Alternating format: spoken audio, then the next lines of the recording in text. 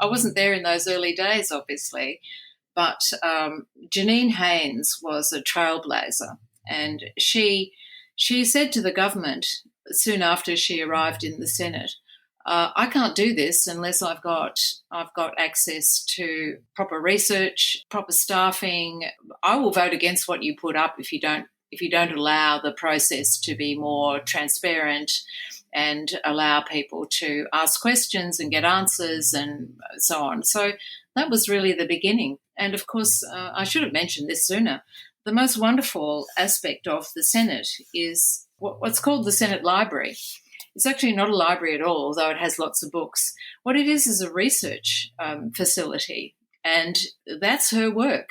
So she was able to persuade the government that we need people who are able to respond quickly, to give me a brief about A, B or C, tell me what's going on with this, and they will say, and when do you need it, Senator?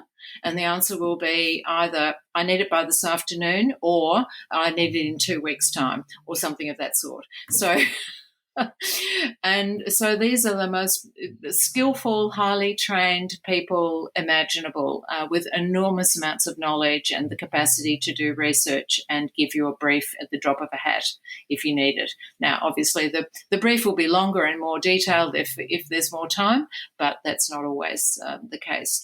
And so that also triggered a lot of other processes which were then made available to everybody. So instead of just having I can't even remember the name of the title of it, but the sort of the bill itself and the explanatory memorandum, that's sort of typical what you get in the Parliament.